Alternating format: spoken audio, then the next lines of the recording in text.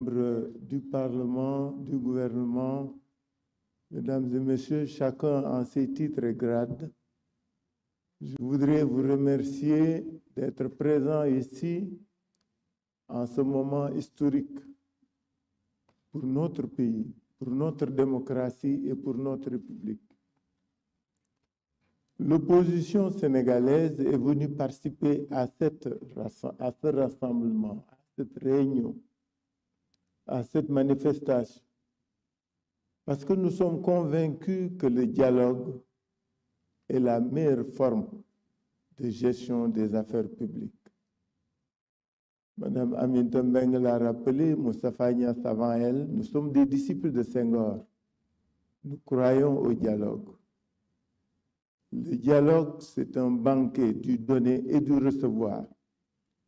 C'est la raison pour laquelle notre présence aujourd'hui en tant que membre de l'opposition est de faire en sorte qu'au sortir de nos échanges et de nos assises, nous parvenions à un Sénégal mieux dirigé, plus réconcilié. En ce sens, nous voudrions dire que venir au dialogue pour nous de l'opposition, c'est répondre à une invite pour que le Sénégal puisse changer et changer durablement. Le contexte dans lequel nous nous trouvons est un contexte difficile pour l'opposition. Certains l'ont rappelé, les arrestations, les interpellations ne sont pas des méthodes qui peuvent permettre une gouvernance apaisée. À côté du djubal et du djubanti, il faudra y ajouter, quelqu'un l'avait dit, un djubo sincère et permanent. Ce djubo permettra de dépasser les clivages. Ce djubo permettra de pacifier les rapports.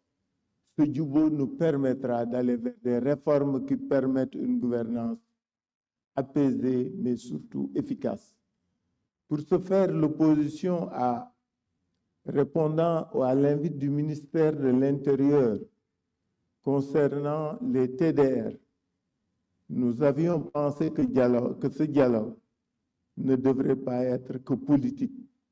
Il devrait être un dialogue qui porte sur les préoccupations des populations, c'est-à-dire un dialogue qui porte sur les questions sociales, sur les questions économiques, pour que le Sénégal puisse traverser les moments de difficulté que vivent les populations.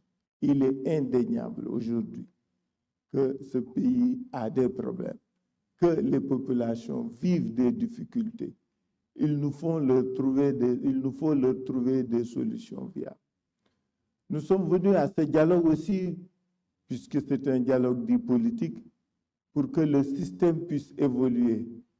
1992 a été un bon point de départ. Il a été suivi de différents autres moments de réflexion et de communion. 96, 2000, 2017, 2019. Ces moments de communion ont permis de dépasser les contingences et les conflits.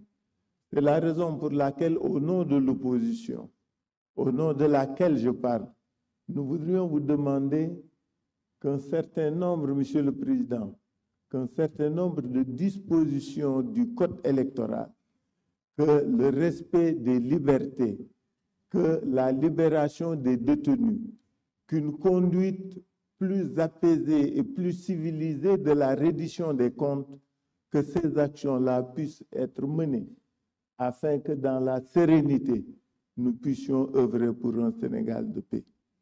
Je voudrais, au nom de l'opposition, vous dire que nous sommes venus ici, aujourd'hui, en acteurs de la pacification de l'espace politique. C'est la raison pour laquelle nous sommes d'accord pour que les réformes puissent être conduites au niveau du code électoral, au niveau de la Constitution, afin que nous puissions, au terme de nos assises, vivre un Sénégal nouveau, qui serait un havre de paix et de concorde, afin que nous puissions ensemble aller de l'avant. je ne peux pas terminer mon allocution, que j'ai voulu brève. C'est pourquoi je n'ai pas lu de papier. Nous avons un discours et un texte que nous donnerons à M. le Président de la République. Mais ce que nous voulons dire, c'est qu'il faut que ce pays bouge, il faut qu'il change dans la paix, dans la sérénité et dans la concorde. Je vous remercie.